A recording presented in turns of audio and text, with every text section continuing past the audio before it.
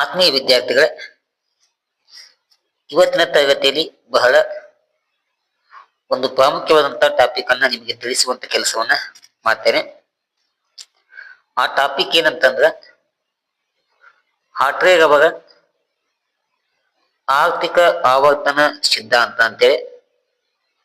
ಈ ಸಿದ್ಧಾಂತವು ಆರ್ಥಿಕತೆಯಲ್ಲಿ ತುಂಬಾ ಪ್ರಾಮುಖ್ಯತೆಯನ್ನ ಪಡೆದುಕೊಂಡಿರುವಂತಹ ಸಿದ್ಧಾಂತ ಆಗಿದೆ. ಈ ಒಂದು ಸಿದ್ಧಾಂತಕ್ಕೆ ಸಂಬಂಧಪಟ್ಟಂತೆ ಪೀಠಿಕೆಯನ್ನ ಪ್ರಾರಂಭದಲ್ಲಿ ಗಮನಿಸೋಣ. ಪೀಠಿಕೆಯಲ್ಲಿ ಬ್ರಿಟಿಷ್ ಅರ್ಥಶಾಸ್ತ್ರಜ್ಞರಾದಂಥ R.G. ಹಾರ್ಟ್ರೇಗ್ ಅವರು ಆರ್ಥಿಕ ಆವರ್ತಕಗಳ ವಿವರಣೆಗೆ ಧನ ಆಧಾರಿತ ಅಥವಾ ಹಣಕಾಸಿನ ಆಧಾರಿತ ಅಂತ ನಾವು ಏನ್ ಕರಿತೀವಲ್ಲ, ಅದಕ್ಕೆ ಇಂಗ್ಲಿಷ್ ಒಳಗ ಮಾನಿಟರಿ ಅಂತ ಕರಿತೀವಿ. ಈ ಸಿದ್ಧಾಂತವನ್ನ ಪ್ರತಿಪಾದನೆ ಮಾಡುವಂತ ಕೆಲಸವನ್ನ ಮಾಡ್ತಾರೆ. ಹಾರ್ಟ್ರೇಗ್ ಅವರ ಪ್ರಕಾರ ಆರ್ಥಿಕ ಆವರ್ತಗಳ ಮುಖ್ಯ ಕಾರಣ ಹಣ ಮತ್ತು ಸಾಲದ ವಿಸ್ತರಣೆ ಹಾಗೂ ಕುಗ್ಗುವಿಕೆ ಅಂತೇಳಿ ಕಾರಣವನ್ನ ಕೊಟ್ಟಿದ್ದಾರೆ. ಏನು, ಆರ್ಥಿಕತೆಯಲ್ಲಿ ಸಂಭವಿಸುವಂತಹ ಆರ್ಥಿಕ ಆವರ್ತಗಳಿಗೆ ಏನು ಮುಖ್ಯ ಕಾರಣ ಅಂತಂದ್ರ ಆರ್ಥಿಕತೆಯಲ್ಲಿರುವಂತಹ ಹಣ ಮತ್ತು ಬ್ಯಾಂಕುಗಳು ಸೃಷ್ಟಿಸುವಂತಹ ಸಾಲದ ವಿಸ್ತರಣೆ ಮತ್ತು ಅವುಗಳ ಕುಗ್ಗುವಿಕೆ ಆರ್ಥಿಕ ಆವರ್ತಗಳಿಗೆ ಮುಖ್ಯ ಕಾರಣ ಅಂತೇಳಿ ಹಾರ್ಟ್ರೇಗ್ ಅವರು ಹೇಳ್ತಾರೆ.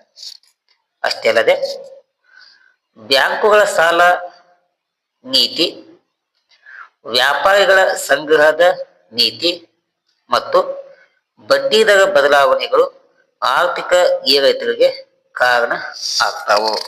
ಏನು, ಬ್ಯಾಂಕುಗಳು ಅನುಸರಿಸುವಂತ ಸಾಲದ ನೀತಿ, ವ್ಯಾಪಾರಿಗಳ ಸಂಗ್ರಹವಾದಂತ ನೀತಿ ಮತ್ತು ಬಡ್ಡಿ ದರ ಬದಲಾವಣೆಗಳ ಇವು ಆರ್ಥಿಕ ಏರಿಳಿತಗಳಿಗೆ ಪ್ರಮುಖ ಕಾರಣ ಅಂತೇಳಿ ಹಾರ್ಟ್ರೇಗ್ ಅವರು ಹೇಳ್ತಾರೆ.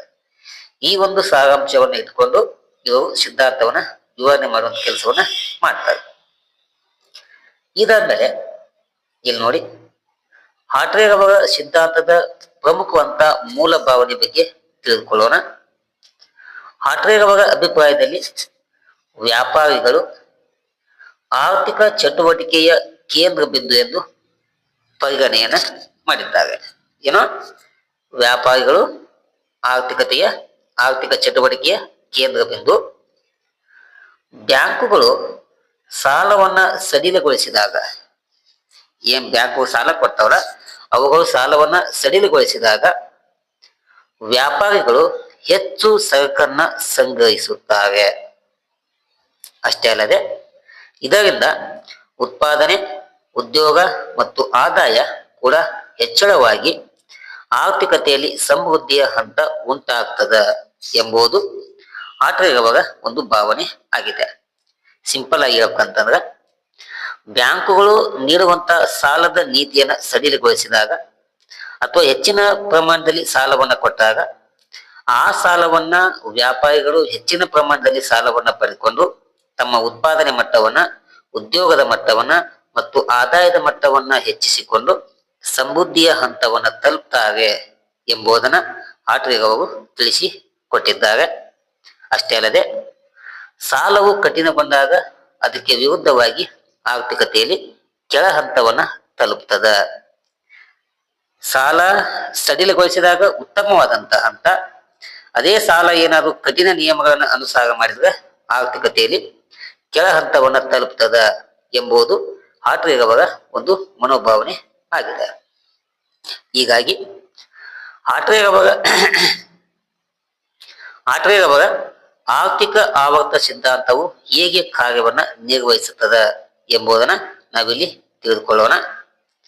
ಇದು ನಿರ್ವಹಿಸುವಂತ ಮೊದಲನೆಯ ಕಾರ್ಯವಿಧಾನ ಸಾಲವನ್ನ ವಿಸ್ತರಣೆ ಮಾಡೋದು. ಅಂದ್ರ ಬ್ಯಾಂಕುಗಳು ಬಡ್ಡಿ ದರ ಕಡಿಮೆ ಮಾಡಿ ಸಾಲವನ್ನ ಸುಲಭಗೊಳಿಸುತ್ತವೆ.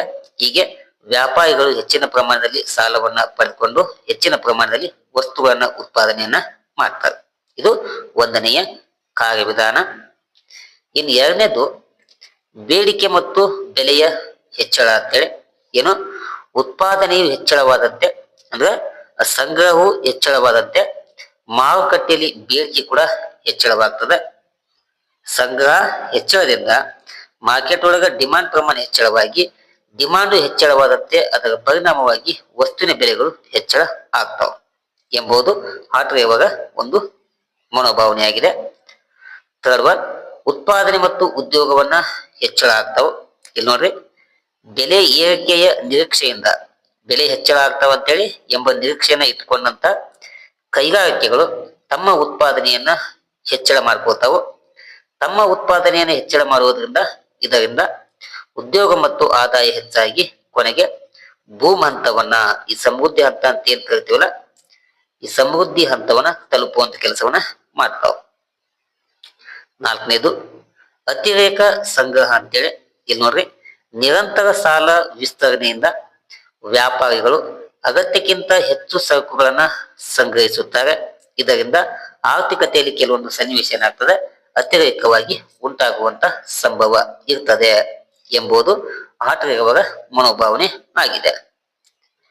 ಇನ್ನೊಂದು ಪ್ರಮುಖ ಅಂಶ ಏನಂತಂದ್ರೆ 5, ಸಾಲ ಕುಗ್ಗುವಿಕೆ ಬಗ್ಗೆ ಮಾಹಿತಿಯನ್ನ ಕೊಟ್ಟಿದ್ದಾರೆ. ಬ್ಯಾಂಕುಗಳು ಹಣದುಬ್ಬರದ ಭಯದಿಂದ, ಆರ್ಥಿಕತೆಯಲ್ಲಿ ಹಣದುಬ್ಬರ ಸಂಭವಿಸಬಹುದು ಎಂಬ ಭಯದಿಂದ ಬಡ್ಡಿ ದರವನ್ನು ಹೆಚ್ಚಿಸಿ ಸಾಲವನ್ನ ಕಠಿಣಗೊಳಿಸುವಂತ ಸಂಭವ ಇರ್ತದ. ಹೀಗೆ ಮಾಡುವುದರಿಂದ ವ್ಯಾಪಾರಿಗಳಿಗೆ ಹೊಸ ಸಾಲ ಸಿಗುವುದಿಲ್ಲ ಎಂಬುದನ್ನ ಆಟಗಾರರು ತಿಳಿಸಿ ಕೊಟ್ಟಿದ್ದಾರೆ. 6, ಬೆಲೆ ಇಳಿಕೆ ಮತ್ತು ಮಾರಾಟದ ಕುಸಿತ. ಸಾಲ ಸಿಗದೆ ವ್ಯಾಪಾರಿಗಳು ಸರಕು ಮಾರುಕಟ್ಟೆಗೆ ಮುಂದಾಗುತ್ತಾರೆ. ಇದರಿಂದ ಬೆಲೆಗಳು ಮತ್ತೆ ಏನಾಗ್ತಾವ, ಇಳಿಮುಖ ಆಗಲು ಪ್ರಾರಂಭವನ್ನ ಉಂಟಾಗ್ತಾವ ಎಂಬುದು ತಿಳಿಸಿಕೊಟ್ಟಿದ್ದಾರೆ. ಹೀಗೆ ಬೆಲೆಗಳು ಕಡಿಮೆ ಆಗುವುದರಿಂದ ಮುಂದಿನ ಹಂತ ಯಾವುದು, ಉತ್ಪಾದನೆ ಕುಸಿತ ಆಗ್ತದೆ, ನಿರುದ್ಯೋಗ ಸಂಭವಿಸುತ್ತದೆ. ಇದು ಮುಂದಿನ ಹಂತವಾಗಿದೆ. ಇನ್ನು ಕೊನೆಗೆ ಎಲ್ಲಾ ಉತ್ಪಾದನೆ ಬೆಲೆ ಎಲ್ಲಾ ಕಡಿಮೆ ಆದಾಗ ಆರ್ಥಿಕತೆಯಲ್ಲಿ ಏನಾಗ್ತದೆ, ಕೆಳ ಹಂತವು ಸಂಭವಿಸುತ್ತದೆ. ಇದು ಕೆಳ ಹಂತ, ಇದು ಮೇಲಂತ ಆದ್ರೆ ಇದು ಕೆಳ ಹಂತ. ಅದಕ್ಕೆ ನಾವು ಮಂದಿಯ ಹಂತ ಅಂತ ಕರಿತೀವಿ. ಇಲ್ಲಿ ಉತ್ಪಾದನೆ, ಹೂಡಿಕೆ, ಆದಾಯ ಇವೆಲ್ಲಗಳು ಕಡಿಮೆ ಆದಾಗ ನಾವೆಂತ ಹಂತಕ್ಕೆ ಬರ್ತೀವಿ, ಕೆಳ ಹಂತಕ್ಕೆ ಬರಲಾಗ್ತದ ಎಂಬುದು ಆಟಗಾರರ ಒಂದು ಸಿದ್ಧಾಂತದ ಸಾರಾಂಶವಾಗಿದೆ. ಕೊನೆಗೆ ಕೆಳ ಹಂತಕ್ಕೆ ಬಂದಾಗ ವಾಪಸ್ ಏನಾಗ್ತದ, ಪುನಶ್ಚೇತನ ಉಂಟಾಗುತ್ತದೆ. ಇದು ಪುನಶ್ಚೇತನ, ಮೇಲ್ಗಡೆ ಹೋಗುತ್ತಲ್ಲ, ಪುನಶ್ಚೇತನ ಉಂಟಾಗ್ತದ ಎಂಬುದು ಆಟಗಾರರು ತಿಳಿಸಿಕೊಟ್ಟಿದ್ದಾರೆ. ಅಂದ್ರೆ ಕೆಳ ಹಂತದ ತೀವ್ರ ಹಂತದ ನಂತರ ಬ್ಯಾಂಕುಗಳು ಮತ್ತೆ ಏನ್ ಮಾಡ್ತಾವ, ಬಡ್ಡಿ ದರವನ್ನ ಕಡಿಮೆ ಮಾಡ್ತಾವ. ಕೆಳ ಹಂತಕ್ಕೆ ಬಂದಾಗ ಬ್ಯಾಂಕುಗಳು ಏನ್ ಮಾಡ್ತಾವ, ಮತ್ತೆ ಬಡ್ಡಿ ದರವನ್ನ ಕಡಿಮೆ ಮಾಡಿ ಸಾಲವನ್ನ ವಿಸ್ತರಣೆ ಮಾಡುವಂತ ಕೆಲಸವನ್ನ ಮಾಡ್ತಾವ. ಸಾಲವನ್ನ ವಿಸ್ತರಣೆ ಮಾಡಿದಾಗ ನಿಧಾನವಾಗಿ ಆರ್ಥಿಕ ಚಟುವಟಿಕೆಗಳು ಚೇತರಿಸಿಕೊಳ್ಳುತ್ತವೆ ಎಂಬುದು ಆಟಗಾರರ ಸಿದ್ಧಾಂತದ ಕಾರ್ಯವಿಧಾನ ಆಗಿದೆ. ನಾವು ಇಲ್ಲಿ ತನಕ ಹೇಳಿರುವಂತ ಅಂಶವನ್ನ ಈ ರೇಖಾಚಿತ್ರದಲ್ಲಿ ನೀವು ಸ್ವಲ್ಪ ಗಮನಿಸಬಹುದು. ಇಲ್ಲಿ ನೋಡ್ರಿ, ಆರ್ಥಿಕತೆಯಲ್ಲಿ ಈ ತೆರನಾಗ ಏನಾಗ್ತದೆ, ಏರಿಳಿತಗಳು ಉಂಟಾಗುವುದರ ಮೂಲಕ ಆರ್ಥಿಕತೆಯಲ್ಲಿ ಇದು ಏರಿಕೆ ಅಂತ ಮತ್ತೆ ಕಡಿಮೆ ಆಗ್ತದೆ, ಮತ್ತೆ ಹೆಚ್ಚಳವಾಗ್ತದೆ, ಒಂದು ಹಂತಕ್ಕೆ ಬರ್ತದೆ, ಮತ್ತೆ ಕಡಿಮೆ, ಮತ್ತೆ ಹೆಚ್ಚಳ, ಮತ್ತೆ ಕಡಿಮೆ. ಇಲ್ಲಿ ಕೆಳಗಡೆ ಏನ್ ಬರ್ತಾರೆ, ಇದು ಕೆಳ ಹಂತ ಅಂತ ಕರಿತೀವಿ. ಇದೇನು ಹೆಚ್ಚಳವಾಗತ್ತಲ್ಲ, ಇದು ಪುನಶ್ಚೇತನ ಅಂತ ಕರಿತೀವಿ. ಇದು ಭೂಮ್ ಹಂತ ಅಥವಾ ಉತ್ತಮ ಹಂತ ಅಥವಾ ಉತ್ಕರ್ಷದ ಹಂತ ಅಂತ ಕರಿತೀವಿ. ನಿರಂತರವಾಗಿ ಆರ್ಥಿಕತೆಯಲ್ಲಿ ಈ ತರ ಸನ್ನಿವೇಶ ಇರ್ತದ ಎಂಬುದು ಆಟಗಾರರ ಒಂದು ಸಿದ್ಧಾಂತದ ಸಾರಾಂಶ ಆಗಿದೆ. ಒಂದೊಂದು ಹಂತ ತಲುಪಿದ ಮೇಲೆ ಮತ್ತೆ ಈ ಹಂತಕ್ಕೆ ಬರ್ತದೆ. ಈ ಹಂತ ಆದ್ಮೇಲೆ ಮತ್ತೆ ಪುನಶ್ಚೇತನ, ಮತ್ತೆ ಉತ್ಕರ್ಷ, ಮತ್ತೆ ಇಳಿಕೆ, ಮತ್ತೆ ಉತ್ಕರ್ಷ, ಮತ್ತೆ ಇಳಿಕೆ. ಇಂಥ ಒಂದು ಹಂತಗಳನ್ನ ನಾವು ಈ ರೇಖಾಚಿತ್ರದ ಮೂಲಕ ಏನ್ ಮಾಡಬಹುದು, ಸ್ಪಷ್ಟವಾಗಿ ತಿಳಿದುಕೊಳ್ಳಬಹುದು. ಈ ರೇಖಾಚಿತ್ರದಲ್ಲಿ ಇರುವಂತ ಮಾಹಿತಿಯನ್ನ ನಿಮಗೆ ಸಮಗ್ರವಾಗಿ ತಿಳಿಯುವಂತ ಭಾಷೆ ಒಳಗ ಕನ್ನಡದಲ್ಲಿ ರೇಖಾಚಿತ್ರದ ಮಾಹಿತಿಯನ್ನ ನಿಮಗೆ ಇಲ್ಲಿ ಕೊಡಲಾಗಿದೆ. ಆ ರೇಖಾಚಿತ್ರದ ಮಾಹಿತಿ ನೀವೇ ಮಾಡ್ರಿ, ಸ್ಪಷ್ಟವಾಗಿ ಅಧ್ಯಯನವನ್ನ ಮಾಡ್ಬೇಕಾಗ್ತದ. ಇಲ್ಲಿ ನೋಡ್ರಿ, ರಿಕವರ್ ಅಂದ್ರ ಪುನಶ್ಚೇತನ. ಅದು ಯಾವಾಗ ಆಗತ್ತಂತಂದ್ರ ಬ್ಯಾಂಕುಗಳು ಬಡ್ಡಿ ದರ ಕಡಿಮೆ ಮಾಡಿ ಸಾಲವನ್ನ ಸಡಿಲಗೊಳಿಸಿದಾಗ ವ್ಯಾಪಾರಿಗಳು ನಿಧಾನವಾಗಿ ಸರಕು ಸಂಗ್ರಹವನ್ನ ಆರಂಭಿಸ್ತಾರೆ. ಇದರಿಂದಾಗಿ ಉತ್ಪಾದನೆ ಮತ್ತು ಉದ್ಯೋಗ ಸ್ವಲ್ಪವಾಗಿ ಹೆಚ್ಚಳ ಆಗ್ತದೆ. ಓಕೆನಾ? ಇದಾದ್ಮೇಲೆ ಭೂಮ್ ಹಂತ ಅಂತ ಕರಿತೀವಿ. ಆ ರೇಖಾಚಿತ್ರದಲ್ಲಿ ಈ ಹಂತಗಳು ನಿಮಗೆ ಕಾಣ್ತಾವು. ಈ ಹಂತದಲ್ಲಿ ಏನಾಗ್ತದೆ, ಸಾಲ ಸುಲಭವಾಗಿ ಲಭ್ಯವಾಗುತ್ತದೆ. ವ್ಯಾಪಾರಿಗಳು ಹೆಚ್ಚಿನ ಪ್ರಮಾಣದಲ್ಲಿ ಸರಕನ್ನ ಸಂಗ್ರಹಿಸುವುದರಿಂದ ಬೇಡಿಕೆ ಹೆಚ್ಚಳವಾಗ್ತದೆ, ಬೆಲೆ ಹೆಚ್ಚಳವಾಗ್ತದೆ, ಉತ್ಪಾದನೆ, ಉದ್ಯೋಗ ಮತ್ತು ಆದಾಯ ಗರಿಷ್ಠ ಮಟ್ಟಕ್ಕೆ ಹೋಗ್ತಾವ ಎಂಬುದು.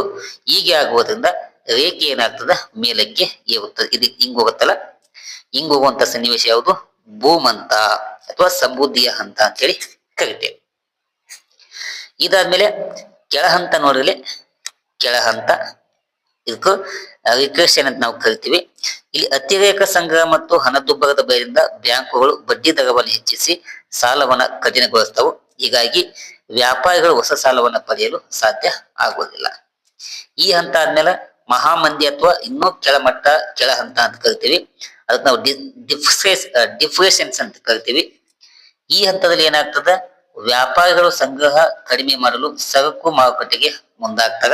ಅಂದ್ರ ವಾಪಸ್ ಏನ್ ಮಾಡ್ತಾರ, ಬೆಲೆಯನ್ನ ಕಡಿಮೆ ಮಾಡ್ತಾರ, ಉತ್ಪಾದನೆ ಕುಸಿತ ಆಗ್ತದ, ನಿರುದ್ಯೋಗ ಹೆಚ್ಚಳವಾಗ್ತದ. ಇದು ರೇಖೆ ತೀವ್ರವಾಗಿ ಕೆಳಗೆ ಇಳಿಯುತ್ತದೆ. ಹಿಂಗೋದ್ರ ಸಮೃದ್ಧಿ ವಾಪಸ್ ಹಿಂಗ್ ಕೆಳಗೆ ಬರುತ್ತಲ್ಲ, ಈ ಹಂತಕ್ಕೆ ನಾವು ಏನ್ ಕರಿತೀವಿ, ಡಿಪ್ರೆಷನ್ ಅಂತೇಳಿ ಕರಿತೀವಿ. ಅದಾದ್ಮೇಲೆ ಮತ್ತೆ ಪುನಶ್ಚೇತನ ಆಗ್ತದ. ಅಂದ್ರ ಕೆಳ ಹಂತವನ್ನ ತಲುಪಿದ ಮೇಲೆ ತೀವ್ರ ಹಂತದ ನಂತರ ಬ್ಯಾಂಕುಗಳು ಪುನಃ ಸಾಲ ವಿಸ್ತರಣೆಯನ್ನ ಆರಂಭವನ್ನ ಮಾಡ್ತಾವು. ಆರ್ಥಿಕ ಚಟುವಟಿಕೆಗಳು ನಿಧಾನವಾಗಿ ಚೇತರಿಸಿಕೊಳ್ಳುವುದರ ಮೂಲಕ ಮತ್ತೆ ಹೊಸ ಆವರ್ತನ ಪ್ರಾರಂಭ ಅಥವಾ ಆರಂಭವಾಗ್ತದ ಎಂಬುದು ಈ ಸಿದ್ಧಾಂತದ ಮೂಲಕ ನಾವು ತಿಳಿದುಕೊಳ್ಳಬಹುದು. ಆಮೇಲೆ ಈ ಹಾರ್ಟ್ವೆ ಸಿದ್ಧಾಂತದ ಪ್ರಮುಖ ಲಕ್ಷಣಗಳು ಏನು ಎಂಬುದನ್ನ ತಿಳಿದುಕೊಳ್ಳೋಣ. ಒಂದನೇ ಲಕ್ಷಣ, ಆರ್ಥಿಕ ಆವರ್ತನಗಳ ಮೂಲ ಕಾರಣ ಹಣ ಮತ್ತು ಸಾಲ ಅಂತೇಳಿ ತಿಳಿಸಿಕೊಟ್ಟಿದ್ದಾನೆ. ವ್ಯಾಪಾರಿಗಳು ಕೇಂದ್ರ ಪಾತ್ರವನ್ನ ವಹಿಸುತ್ತಾರೆ ಎಂಬುದು ಸ್ಪಷ್ಟ ಆಗ್ತದೆ. ಬ್ಯಾಂಕುಗಳ ಸಾಲ ನೀತಿ ಅತ್ಯಂತ ಪ್ರಭಾವಿ ಆಗುತ್ತದೆ ಎಂಬುದು ಮತ್ತೊಂದು ಅಂಶ. ಬಡ್ಡಿ ದರ ಬದಲಾವಣೆ ಆರ್ಥಿಕ ಏರಿಳಿತಕ್ಕೆ ಪ್ರಮುಖ ಕಾರಣ ಅಂತೇಳಿ ತಿಳಿಸಿ ಕೊಟ್ಟಿದ್ದಾರೆ. ಇನ್ನು ಆರ್ಥಿಕ ಆವರ್ತನಗಳು ಹಣಕಾಸು ವ್ಯವಸ್ಥೆಯಿಂದ ಉಂಟಾಗುತ್ತವೆ ಎಂಬ ಈ ಪ್ರಮುಖ ಅಂಶಗಳು ಹಾರ್ಟ್ವೆ ಅವರ ಸಿದ್ಧಾಂತದಲ್ಲಿ ಕಂಡು ಬರ್ತವೆ. ಹೀಗೆ ಕಂಡು ಬರುವಂತ ಅಂಶಗಳನ್ನ ನಾವು ಗಮನಿಸಿದ ನಂತರ ಈ ಸಿದ್ಧಾಂತದ ಮಹತ್ವ ಏನು ಎಂಬುದನ್ನ ತಿಳ್ಕೊಳ್ಳೋಣ.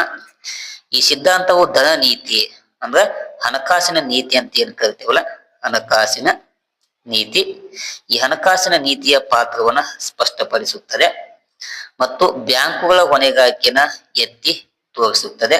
ಆಮೇಲೆ ಆರ್ಥಿಕ ಸ್ಥಿರತೆಯಲ್ಲಿ ಸಾಲ ನಿಯಂತ್ರಣ ಅಗತ್ಯತೆಯನ್ನ ಈ ಹಾರ್ಟ್ವೆ ಅವರ ಸಿದ್ಧಾಂತ ತಿಳಿಸಿ ಕೊಡ್ತದ. ಇನ್ನು ಸಿದ್ಧಾಂತವು ಕೆಲವೊಂದು ಮಿತಿಗಳನ್ನ ಒಳಗೊಂಡಿದೆ. ಏನ್ ಮಿತಿ ಅಂತಂದ್ರ, ಇದು ಕೃಷಿ ವಲಯವನ್ನ ನಿರ್ಲಕ್ಷ್ಯವನ್ನ ಮಾಡಿದೆ.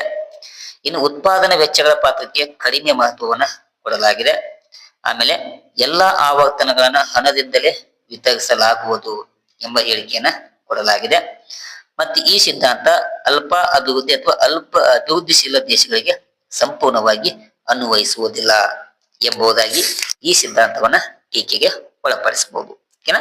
ಇಷ್ಟು ವಿದ್ಯಾರ್ಥಿಗಳೇ ಹಾರ್ಟ್ವೆ ಅವರ ಆರ್ಥಿಕ ಆವರ್ತನಗಳ ಸಿದ್ಧಾಂತ ಆಗಿದೆ.